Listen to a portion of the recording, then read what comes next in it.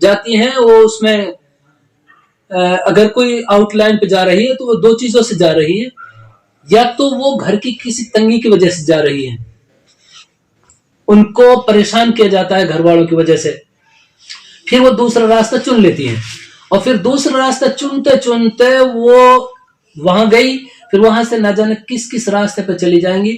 زنا کے اڈے جو کھلتے ہیں وہ اسی لیے کھلتے ہیں، یہ بھی اس کا ایک وہ دیکھا ہم نے۔ اور ایک عالم دین ہے، ان کی ایک کتاب میں نے پڑھی ہے، وہ کسی ادر کنٹری میں گئے جہاں اس پر یہ لکھا ہوا تھا کہ یہاں مسلمانوں کو کی انٹری نہیں ہے، اس نے کسی سے درخواست کر کر وہاں جانے کی کوشش کی۔ خاص طور سے اس پوائنٹ کو غور سے سنیں، کسی نے منع کہ مولانا آپ کیا کریں گے یہاں جا کر؟ بھائی میں تو جاؤں گا، میں نے پیسے دیے ہیں۔ جب وہ گئے وہاں جانے کے بعد میں وہاں دیکھا کہ 90% مسلم لڑکیاں وہاں جو زنا کے اڈے بنے ہوئے ہیں، ان کی وجہ معلوم کری انہوں نے، آپ لوگ اس چیز پر کیسے مجبور ہوئی ہیں؟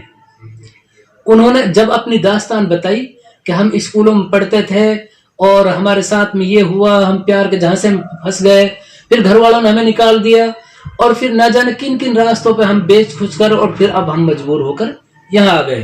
اور ایسا ہو جاتا ہے، آدمی اس وقت دو راستے اختیار کرتا ہے، یا تو وہ موت کا گھاٹ اترتی ہے یا پھر وہ زنا کاری مبتلا ہو جاتی ہے۔ اس لیے میری ان میری بہنوں سے درخواست ہے جو سوشل میڈیا پہ گئی ہوئی ہے، آپ اللہ کے لیے واپس آ جاؤ، اور اللہ بہت معاف کرنے والا ہے، رحم کرنے والا۔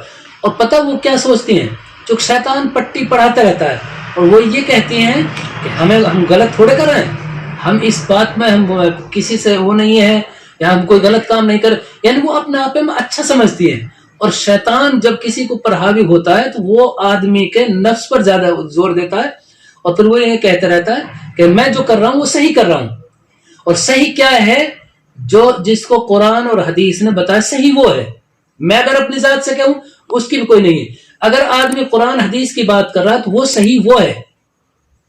اس لیے میری ان بہنوں سے درخواست ہے، اللہ کہتے ہیں ان اللہ التواب الرحیم، میں بہت زیادہ توبہ قبول کرنے والا ہوں۔ آپ اللہ کے لیے رمضان میں اللہ سے معافی مانگے، اور کہتے ہیں نا صبح کا کھویا شام تک واپس آ جاتا ہے تو وہ کھویا نہیں مانا جاتا ہے۔ اس لیے، اور خاص طور سے علاقہ میوات والوں، آپ اپنے گھروں کی حفاظت کر لیں، سب سے بڑی نیکی آپ کے لیے۔ آج کے ٹائم پہ اگر کسی مسلمان نے اپنے گھر کی حفاظت کر لی، میرے نزدیک اس سے بہتر اور کوئی نیک آدمی نہیں ہے۔ 5 ٹائم کی نماز پڑھ لے اور اپنے گھر کے چوکیدار بن جائیں۔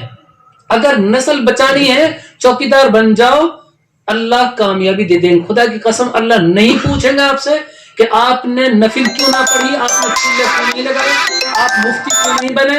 آپ اپنے گھر کی حفاظت کر لیں، آپ اپنی بچیوں کی حفاظت کر لیں، سب سے بڑے نیک آدمی 5 ٹائم کی آپ نماز پڑھ لیں، اور جو کام الہی اللہ نے بتایا ان کو کر لیتے رہیں۔ اللہ